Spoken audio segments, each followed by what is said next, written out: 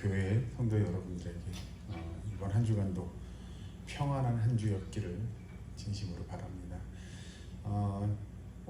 다 제가 말씀드렸고 또 언론을 통해서 들으셨겠지만 서울 경기 지역의 모든 교회들이 앞으로 이번 주 오늘과 다음 주까지는 2주 동안은 대면 예배를 금지하고 비대면 예배를 드릴 것을 정부가 강력하게 권고했기에 저희 교단도 그렇고요, 또 저희 교회도 그렇고요, 앞으로 2주 동안 다음 주 주일까지는 이렇게 유튜브를 통해서 설교 동영상을 업로드하는 걸로 예배를 대신하도록 하겠습니다. 참 한국교회가 어려운 때인 것 같고요. 그런 상황 속에서 하나님의 역사가 정말 이 나라 이 민족이 하나님 강권적인 역사가 있기를 저 여러분이 함께 기도했으면 합니다. 오늘 이 시간 먼저 보실 말씀은 시편 123편 1절부터 4절까지의 말씀입니다. 시편 123편 1절부터 4절까지의 말씀. 제가 이 성경은 구약성경 897면에 있습니다. 말씀을 제가 봉독해 드리도록 하겠습니다. 하늘에 계시는 주여, 내가 눈을 들어 주께 향하나이다. 상전의 손을 바라보는 종들의 눈같이, 여주인의 손을 바라보는 여종의 눈같이 우리의 눈이 여호와 우리 하나님을 바라보며 우리에게 은혜 베풀어 주시기를 기다리나이다. 여호와여, 우리에게 은혜를 베푸시고 또 은혜를 베푸소서. 심한 멸시가 우리에게 넘치나이다. 안일한 자의 조소와 교만한 자의 멸시가 우리 영혼에 넘치나이다. 아멘. 오늘 말씀의 제목은 우리 하나님을 바라보라 라는 제목으로 말씀을 증거하도록 하겠습니다. 사실 이 시편 123편은 누가 이 시편을 적었는지 또 언제 적었는지에 대해서 정확하게 성경에 기록되어 있지 않습니다. 그래서 흔히 우리가 이야기하는 작자미상의 시라고 알려져 있죠. 그러나 대충 이 시가 적혀 있을 시기 정도는 우리가 예측을 해볼 수가 있는데, 이 시편 123편이 적을 당시의 시기가 언제겠느냐라고 보면 많은 신학자들이 아마도 이스라엘 민족이 바벨론의 포로로 끌려갔다가 돌아오는 시기, 또 돌아와서 얼마 안 된 시기가 아니겠느냐라고 추측을 합니다. 그러니까 이스라엘 민족이 바벨론의 포로로 끌려갔는데, 포로로 끌려갔다가 다시 그들의 귀환해서 이스라엘 민족이 이제 이스라엘 가나안 땅으로 돌아오는 거죠. 그 돌아오고 난 뒤에 그들이 적은 그 중에 한 명이 어떤 이가 적은 시가 이 시편 123편이라고 이야기합니다. 먼저 1절 말씀 보시면, 하늘에 계시는 주여, 내가 눈을 들어 주께 향하나이다, 이렇게 고백을 합니다. 이 시편 기자에 잘 보시면 이 1절에 우리 신체의 한 부분을 등장시키죠. 그 부분이 뭐냐면 바로 눈입니다. 눈. 다시 보시면 하늘에 계시는 주여, 내가 눈을 들어 주께 향하나이다, 이렇게 고백하죠. 그러면 시편 기자가 이야기하는 이 눈이 성경에 어떤 모습으로 등장하느냐라는 거죠. 이걸 보시려면 마태복음 6장 22절 말씀으로 가봐야 됩니다. 신약성경 마태복음 6장 22절 말씀. 제가 이 성경은 신약성경 9면 이쯤에 있습니다. 8면 9면 이쯤에 있을 것 같은데 제가 공독해 드릴게요. 눈은 몸의 등불이니 그러므로 내 눈이 성하면 온 몸이 밝을 것이요. 아멘.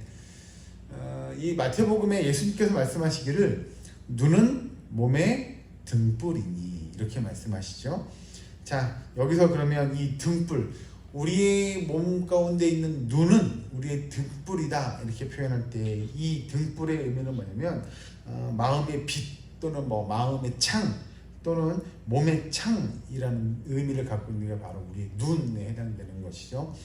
눈이 무엇을 보고 또 어디에 고정되어 있는가에 대해서 우리가 살펴보면 바로 그 사람의 삶을 평가할 수 있는 기준이 될 거라는 거죠. 이 사람이 어디를 바라보냐에 따라서 이 사람이 관심 있어 하는 게 어떤 것이냐, 또 이 사람이 어디를 바라보냐에 따라서 이 사람이 주의 깊게 보는 게 어떤 것이냐, 이런 것들을 우리가 알 수 있다는 거죠. 그의 삶에 있어서 정말 중요한 것들이 지금 어디에 또 어떤 모습으로 있느냐를 우리가 바라볼 수 있다는 겁니다. 그래서 이 시편 기자가 고백할 때 내가 주님을 눈으로 바라봅니다 라고 이야기하는 건 오로지 이 시편 기자의 관심이 어디에 가 있어요? 예, 주님께 가 있죠. 다시 보시면 1절에 하늘에 계시는 주여 내가 눈을 들어 주께 향하나이다. 내 관심이 또 내가 바라보는 온 모든 것들이 온전히 주님만 향하고 있으면 그가 고백하고 있는 거죠. 그러면서 2절 보시면 상전의 손을 바라보는 종들의 눈같이 여주인의 손을 바라보는 여종들의 눈같이 우리의 눈이 여호와 우리 하나님을 바라보며 우리에게 은혜 베풀어 주시기를 기다리나이다. 아멘. 자, 아까 제가 말씀드린 대로 이스라엘 백성들에게 있어서 이제 그들이 바벨론의 포로로 끌려갔다가 다시 가나안 땅으로 돌아오게 되는데 이 여정이 그냥 예를 들어서 뭐 여기서 서울 가듯이 그 정도의 거리가 아니라는 거죠. 대충 한 800km? 대충 800km 정도의 거리를 그들이 걸어와야 됩니다. 근데 걸어오는 것도 뭐 그냥 좋은 길, 뭐 편안한 고속도로처럼 평지 쭉 오는 게 아니라 진짜 속된 말로 산 넘고 물 건너 뭐 이렇게 오는 거죠.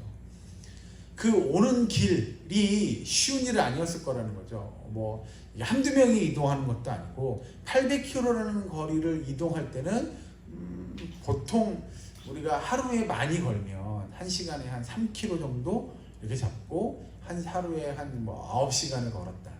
그러면은 3, 8에 24? 하루 24km 많이 걸면요. 근데 그거를 800km를 걸려면 며칠이요?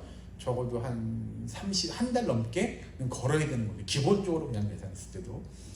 매일같이 그것도 뭐 하루에 9시간씩 걸어서 가야 되니까 이건 뭐 한 달 가지고는 제가 봤을 때 택도 없는 얘기고 더 많은 시간, 더 긴 시간을 그들이 매일같이 이 걷는 일들을 행하며 이 광야를 지나서 바벨론의 포로로 끌려갔던 그들이 이제 가나안 땅으로 걸어 오는데 이게 쉬운 일이 아니었다는 거죠. 그들이 고향으로 돌아가면 예를 들어서요. 우리가 고향으로 돌아가면 먹을 게 있고 고향으로 돌아가면 집이 있고 고향으로 돌아가면 뭔가 안전함과 안락함을 누릴 수 있느냐? 아니요. 고향으로 돌아가면 뭐만 남았어요? 폐허죠. 폐허. 전쟁의 상처가 가득 남긴 폐허. 고향으로 돌아가긴 돌아가지만 집도 없고 뭐 밭도 없고 뭐 나에게 주울 수 있는 게 내가 주어진 것이 아무것도 없는 다시 처음부터 하나둘 다시 이루어가고 경작을 해야 되는 상황. 이 이스라엘 민족 앞에 놓이게 된 거죠. 생각해 보세요. 800km를 터벅 하루 종일 한 달 내내 긴 시간을 걸어서 지금 고향 땅으로 간다고 가긴 가는데 그들의 발걸음이 가벼웠겠느냐 아니면 무거웠겠느냐죠. 이건 뭐 물어보나 마나 아닐까요? 고향으로 가긴 가지만 간다고 해서 안전이 보장있는 것도 아니고 간다고 해서 뭔가 안락한 삶이 있는 것도 아니라는 거죠. 그럼에도 그들이 지금 이 터벅 광야를 지나가는 그들의 발걸음을 잘 보면 야 이거 간다고 해서 이거 아무 의미도 없는 것 같고 갔다가 잘못될 수도 있을 것 같고 여러 가지 생각들이 머릿속에 정말 복잡하게 그들의 머릿속에 있긴 하겠지만 시편 기자가 뭐라고 고백하느냐, 그런 길을 지금 걸어가고 있고 그런 삶을 그들에게 주어진 우리 앞날이 정말 어떻게 보면 암담하고 암울한 것 같지만 그럼에도 이스라엘 민족의 하나님의 은혜가 있기를 구하는 거죠. 다시 보시면 2절 후반절에 우리의 눈이 여호와 우리 하나님을 바라보며 우리에게 은혜 베풀어 주시기를 기다리나이다. 어떻게 보면 이 시편 기자에겐 우리가 뭐 거꾸로 보면 시편 기자가 바라는 건 뭐밖에 없어요? 하나님의 은혜밖에 없겠더라는 것이죠. 야 이거 걸어가긴 걸어가고 고향 땅을 가긴 가겠는데 간다고 해서 뭔가 보장된 게 아무것도 없어요. 가서 거기 가서 다시 처음부터 시작해야 되고 다시 읽어야 되는데 야 그 또한 쉬운 일이 아닐 거라는 거죠. 그들이 예루살렘 땅에 가나안 땅에 도착했어요. 도착하고 나면 그래 이제부터 뭐 삽 들고 곡괭이 들고 열심히 농사 짓고 뭐 성을 쌓고 할 수 있게끔 하냐, 그것도 쉽지 않다라는 거죠. 왜냐하면 그 주변 이 이스라엘 민족 주변에 있는 나라들이 가만두지 않을 거라는 거죠. 언제든지 집어삼키려고 하고 언제든지 그들이 침범하려고 침략하려고 뭐 이건 불보듯 뻔한 일이라는 거죠. 그런 상황 속을 너무나 잘 알고 있는 거죠. 고향으로 돌아간다고 해서 뭔가 확보되고 뭔가 자기에게 답보되어진 게 아무것도 없는 거예요. 그런 시편 기자가 지금 고백하길 오로지 누구의 은혜? 하나님의 은혜만을 바라보며 나아갑니다 라고 그가 고백하고 있는 거죠. 자, 이스라엘 민족들을 어떻게 삶을 놓고 보면 아주 긴 기다림의 시간일 겁니다. 제가 개척하고 얼마 안 돼서 친한 선배 목사님을 한번 인사드리러 찾아간 적이 있어요. 근데 그 목사님이 개척한 지 얼마 안 됐으니까요. 저한테 그런 말씀 하시더라고요. 신앙인의 삶이라는 것이 어찌 보면 기다림의 연속이다 라고 이야기하더라고요. 왜냐하면 그 당시에 뭐 교인들이 와야 되니까 한 명이라도 와야 뭐 복음을 전하든 말씀을 증거하든 교인이 되든 안 되든 할 건데 기다림의 시간이 계속 길어지고 있는 거죠. 그런데 뭐 목회자가 성도를 기다리는 것뿐만 아니라 우리도 모든 성도들이 기다림의 연속, 신앙이라는 게 기다림의 연속이다라고 말씀하시더라고요. 그 의미를 잘 생각해 봤어요. 기다림의 연속이 뭐냐라는 거죠. 우리가 마라나타라고 이야기한 주 예수여 어서 오시옵소서라고 고백할 때 그 의미도 우리가 누굴 기다려요? 예수 그리스도의 재림을 기다리는 거잖아요. 그러면서 우리가 언젠가 때가 이루어지기를 기다리는 것, 그것이 성도의 삶이다라고 말씀하시더라고요. 이스라엘 민족도 똑같았어요. 아브라함이 하나님으로부터 언약을 받잖아요.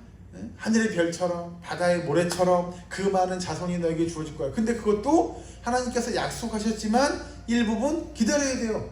아브라함도 기다림의 연속이었고, 이스라엘 백성들이 애굽에서의 삶을 살면서 그들이 가나안 땅까지 가기에 40년이라는 시간이 걸리죠. 그것도 다 하나님께서 그 백성들에게 약속하신, 또 하나님께서 정하신 시간이잖아요.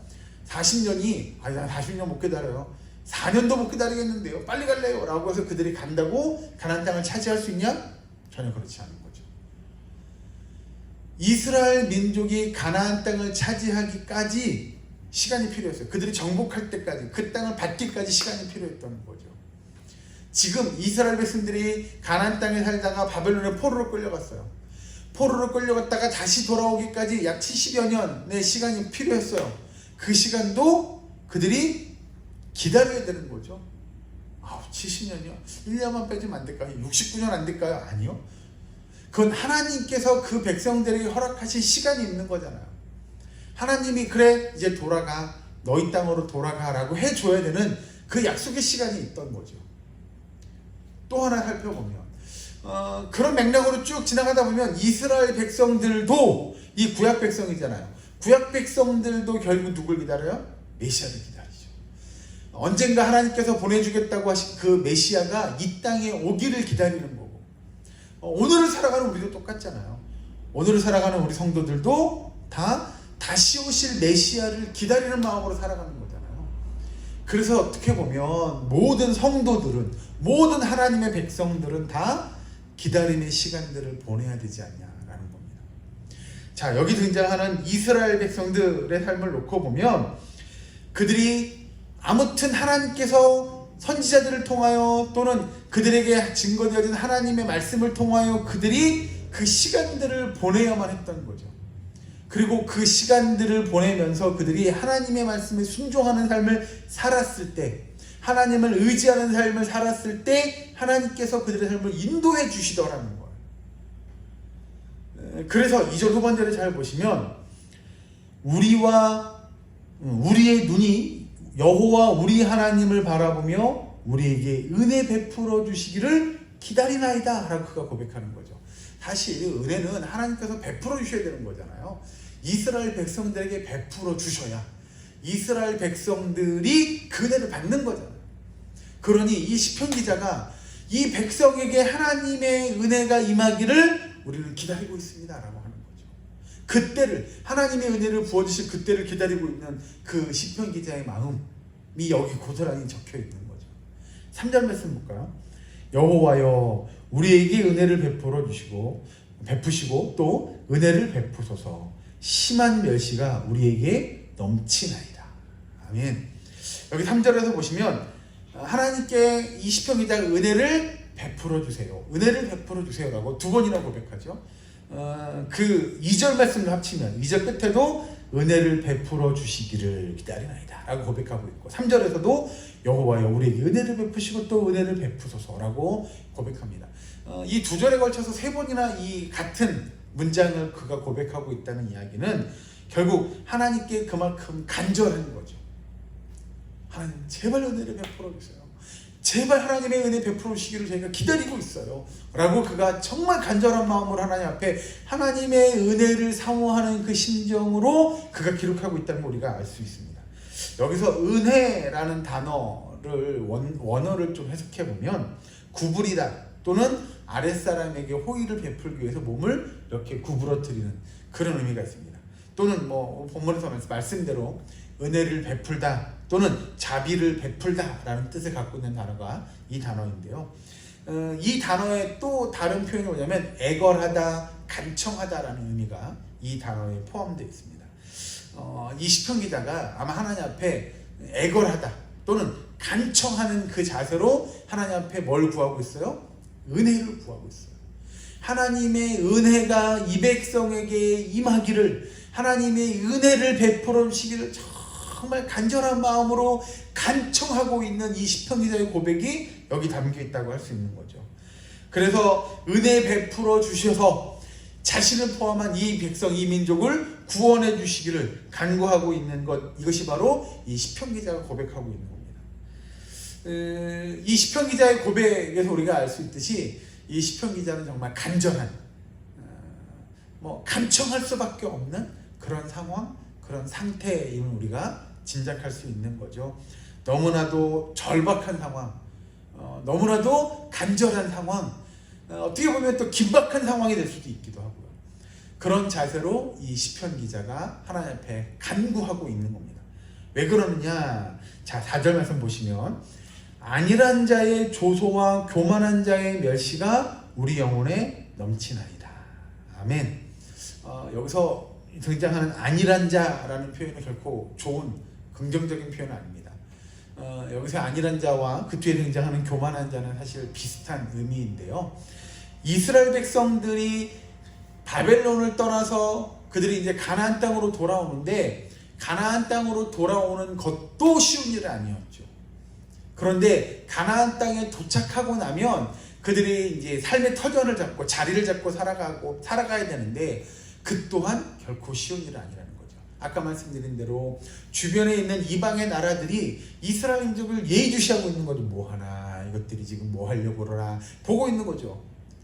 그런데 그 나라가, 예를 들어서 자기 주변에 있는 나라가 강성해지는 건 이들이 별로 보고 싶지 않은 거예요. 그냥 옆에 있으나 마나 한 이런 국가라는 문제가 아닌데, 강성해져서 쟤네들이 다시 강성해져서 옛날처럼 강성해져가지고 우리를 쳐들어오면 어떻게 하지? 우리를 위협하면 어떻게 하지? 라는 생각이 그들에게 들어가기 시작하면 이건 반대가 되는 거죠. 흔히 속담에 될성부른 잎은 언제부터 밟았냐, 떡잎부터 밟아야 돼, 이런 마음이 드는 거죠. 야, 쟤네들 가만두면 안 되겠는데, 야, 쟤네들 저대로 뒀다가 나중에 우리가 위협받을지 몰라 라는 생각을 하게 되면 미리 쳐들어가야죠. 속된 편으로 쭉 밟아줘야 되잖아요. 그러니 이스라엘 백성들이 그걸 모를 리 없는 거죠. 가나안 땅에 돌아가고 예루살렘 성을 다시 성벽을 쌓아서 그 땅이 우리의 삶의 터전을 다시 이루어야 되는데, 이것도 쉬운 일 아니겠는데, 주변에 있는 이방의 나라들이, 이방의 왕들이 우리를 가만두겠어? 가만두지 않을 게 불보듯 뻔한데? 라고 하는 거죠. 그래서 4절에 안일한 자의 조소와 교만한 자의 멸시가 분명히 이스라엘 백성들에게 임할 것이라는 거예요. 그 임할 것을 알고 있는 시편 기자가 뭐라고 고백하냐? 아까 3절 다시 올라가 보면 여호와 우리에게 은혜를 베푸시고 또 은혜를 베푸소서, 심한 멸시가 우리에게 넘치나이다. 그 멸시가 우리에게 있을 것을 알고 있는 그 시편 기자가 정말 아주 간절하게 하나님 앞에 청을 하고 있는 거죠. 하나님, 정말 하나님의 은혜 아니면 우리가 살아갈 수가 없습니다. 하나님의 은혜 아니면 우리가 견뎌낼 수가 없어요. 오직 하나님의 은혜가 우리에게 임하기를 너무나도 간절하게 저희가 기도합니다 라고 하는 것이 시편 기자의 마음이라는 거죠. 자, 여기서 이야기하는 4절의 안일한 자와 교만한 자의 반대를 이야기하면 뭐 깨어있는 자, 뭐 이런 표현으로 우리가 바꿀 수 있지 않을까요? 또 깨어있는 자, 또 뭐 하나님의 백성, 하나님의 자녀, 믿음의 백성, 뭐 이런 걸로 바꿀 수 있을 거예요. 어쨌든 우리가 하나님의 백성, 하나님의 자녀들이 이 땅에 살아가면서 여기서 표현을 빌리면 4절에 안일한 자와 교만한 자의 그런 여기서 표현을 빌릴게요. 조소, 멸시 이런 것들을 우리 하나님의 백성들, 하나님의 자녀들이 당하면서 또 겪으면서 살아가게 된다는 거죠. 그러면 왜 그들의 그런 조소와 멸시가 우리에게 임할 수밖에 없느냐라고 하는 겁니다. 사실 성도의 삶이라는 게 어떻게 보면 이 땅에서 복을 받고 은혜를 사모하고 정말 하나님이 주시는 그 기쁨과 감사와 감격, 그 안에서 하나님의 영광을 돌리며 살아가는 것, 그것이 우리 성도들의 삶의 목표인데 불구하고 여기서 등장하는 안일한 자와 이 교만한 자들의 삶에서 보면 우리들은, 성도들은, 하나님의 백성, 하나님의 자녀들은 어리석은 자들이에요. 쟤는 바보 아니야? 쟤는 왜 저래? 뭐 이런 표현을 할 수밖에 없는 거죠.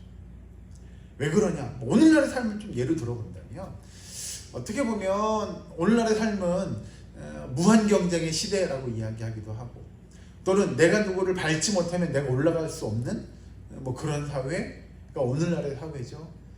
어쨌든 경쟁에서 살아남으려면, 또는 이 땅에서 뭐 경쟁이 아니더라도 살아남으려면 경쟁하지 않고는 살아남을 수가 없는 시대가 오늘날의 시대라는 겁니다. 그런데 성도는요, 그 경쟁의 삶 속에서 어떤 것들을 택하냐? 섬김, 나눔, 봉사, 헌신 뭐 이런 것들을 택하는 거죠. 내가 희생하기를 원하고, 섬기기를 원하고, 나누기를 원하고, 봉사하기를 원하고 뭐 이런 것들을 택하니 안 믿는 사람들이 볼 때는 뭐야 쟤네 지금 뭐 하고 있는 거야? 저렇게 살아야 돼? 저런 거 한다고 잘 되겠어? 뭐 이런 멸시, 이런 조소가 있을 수밖에 없는 거죠.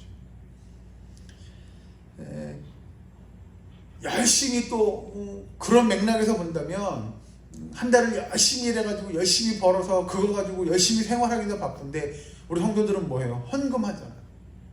교회 11조도 내고요, 감사헌금도 내고요, 뭐 건축 헌금, 뭐 구제 헌금, 또는 절기 헌금, 뭐 이런 헌금들도 내잖아요. 그러면 안 믿는 자들이 볼 땐 그런 거죠. 그 아까운 돈을 그렇게 열심히 벌어서 그걸 거기다 갖다 내? 제정신이야? 뭐 이렇게 보는 거죠. 그런데도 잘 보시면 성경은 뭐라고 표현하냐면, 성경은 우리 믿는 성도들이 소망하는 또는 소유한 하나님의 나라에 대해서 이렇게 표현해요. 여기 성경을 한 군데 보고 넘어가시죠. 마태복음 13장 44절 한번 보고 넘어가겠습니다. 신약성경 마태복음 13장 44절. 제가 이 성경은 22페이지입니다. 22면 제가 읽어드릴게요. 마태복음 13장 44절입니다. 천국은 마치 밭에 감추인 보화와 같으니 사람이 이를 발견한 후 숨겨두고 기뻐하며 돌아가서 자기의 소유를 다 팔아 그 밭을 사느니라. 아멘. 어떤 사람에게는 정말 어리석은 짓이죠. 아니 그 밭이 뭐라고 자기 삶을, 재산을 다 팔아가지고 그 밭을 사 라고 할지 모르지만, 그 밭에 있는 귀한 걸 아는 사람은 내 걸 다 포기하고 내 전 재산을 다 포기하더라도 그 밭을 내가 소유하는 일이 얼마만큼 중요하다는 걸 아는 거죠. 옆에서 아무리 조소와 멸시를 보내더라도 저 미쳤나봐. 집을 팔어? 아니 가산을 다 팔아가지고 저 밭 하나 사겠다고 지금 저러는 거야? 저거 하나 얻겠다고? 저거 하나 갖겠다고? 미친 거지. 뭐 이런 표현을 쓸 수 있는 거죠. 그러니까 이방 민족들이 볼 때, 믿지 않는 자들이 볼 때는 우리 그리스도인들의 삶이 이해 안 되는 거죠.